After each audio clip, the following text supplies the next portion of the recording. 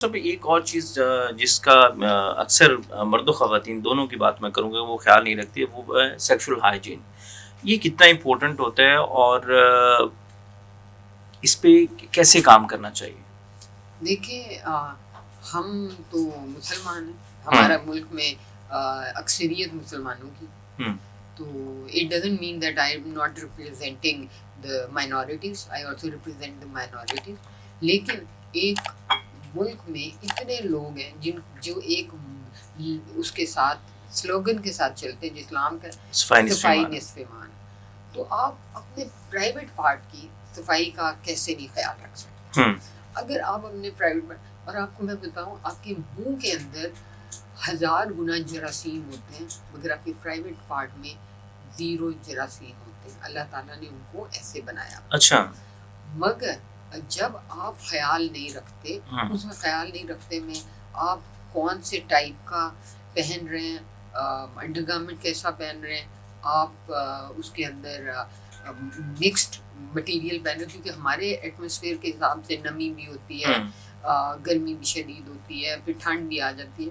तो वेंटिलेशन नहीं हो रही उसमें से, उसमें लायरिका है, उसमें हुँ, वो इलास्टिसिटी वाला ज़्यादा आप पहनते हैं, आप लूज फिट नहीं पहनते, तो वो उसकी वजह से भी प्रॉब्लम होता है।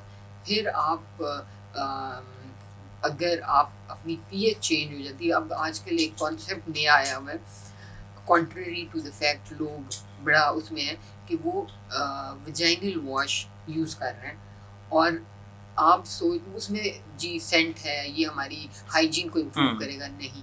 वो आपकी फ़ौरन से पहले पीएच तो ये चेंज चेंज कर कर देगा और देगा, स्पेशली जो और खुशबू वाले इसमें हाँ, आ रहे हैं। वो पीएच हुँ, चेंज करेगा और फ़ौरन फ़ौरन से पहले आपको इन्फेक्शन हो जाएगा। अच्छा, और जैसे ही इन्फेक्शन होगा तो आपकी हाइजीन तो गई, काउंटर प्रोडक्टिव साबित हो वो गई। Counter productive. उस मतलब बेस्ट हाइजीन मेंटेनेंस पता ये है कि आप पानी से धोएं, हुँ, पानी इस्तेमाल करें, अच्छी तरह पानी इस्तेमाल हुँ, करें, नो वेट वाइप्स, नथिंग, पानी हैज़ टू बी देयर। हुँ, अगर ये ना होता तो हमारे रिलीजन में ये ना होता। हुँ, हमारे रिलीजन में है तो ये मानने की ज़रूरत है हुँ, कि हमें मुकम्मल दीन हुँ। दिया गया। और इसमें डॉक्टर भाई हेयर रिमूवल कितने अरसे में होना चाहिए?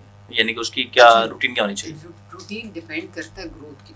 हुँ, अगर कुछ लोग होते हैं उनकी बहुत एक्सेसिव ग्रोथ, हेयर ग्रोथ, तो उनको they should get it done like हर 20 दिन बाद में भी। हुँ, लेकिन अगर किसी की ग्रोथ कम है हुँ, तो उसको ऑलमोस्ट मैक्सिमम, आपको जो स्लोएस्ट आपकी अगर है ग्रोथ, हुँ, तो उसके साथ भी 35 डेज आपको करवाने पड़ेंगे।